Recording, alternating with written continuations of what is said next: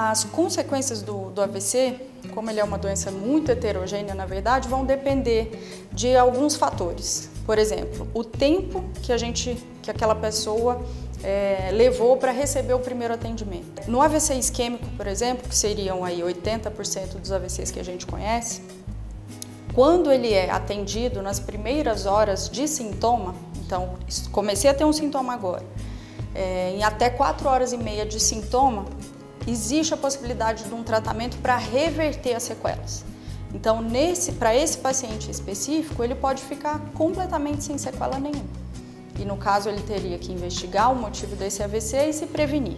Então, para essa pessoa, as consequências do AVC, apesar do susto, seriam sequelas muito leves ou quase nenhuma sequela. Em outras situações, quando se demora a ter um atendimento ou quando existe o AVC hemorrágico, que não existe, para o qual não existe esse tratamento imediato dessa forma, as sequelas vão depender do tamanho da região cerebral que sofreu com esse AVC. Então, elas podem ser desde uma alteração simples de fala ou uma dificuldade de movimentar a mão, até uma consequência de uma paralisia total de um lado, uma situação de ficar acamado, ficar em coma. A gente tem percebido cada vez mais crianças aí relativamente jovens, 8 anos, 10 anos, que às vezes por má alimentação, já com uma pressão elevada, que estão já um pouco acima do peso, que podem ter um AVC igual ao AVC que acontece no adulto, no idoso.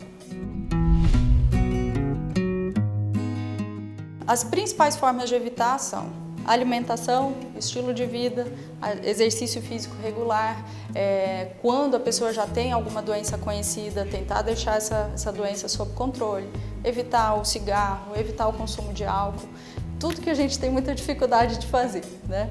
A gente tem uma tendência a procurar o uso de medicações e tudo mais, mas essas chamadas causas evitáveis, se bem controladas, então alimentação em dia, atividade física regular e controle do diabetes e da pressão alta, consegue evitar em até 80% dos AVCs.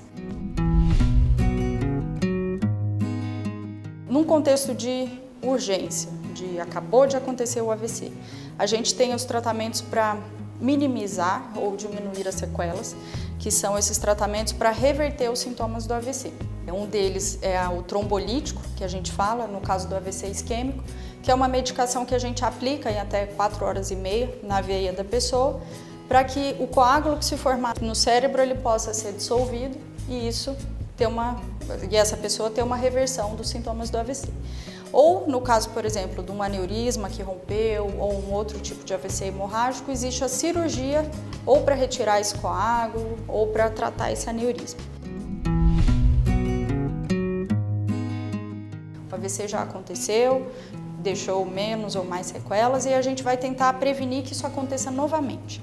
Então, com relação ao tipo de AVC que a pessoa tem, dependendo do tipo, a prevenção vai ser direcionada para aquela situação. Então, por exemplo, tem uma placa de colesterol que estava ali atrapalhando a circulação e foi ali que entupiu.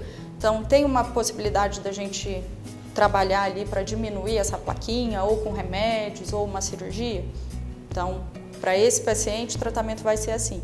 Ou tem uma arritmia no coração e eu preciso tratar essa arritmia, ou usar um anticoagulante para evitar a formação de novos coágulos no coração, aí o tratamento vai ser mais específico para essa situação. Então, o cuidado pós-AVC, ele tem que ser individualizado também para cada paciente, para cada tipo de AVC que ele tem.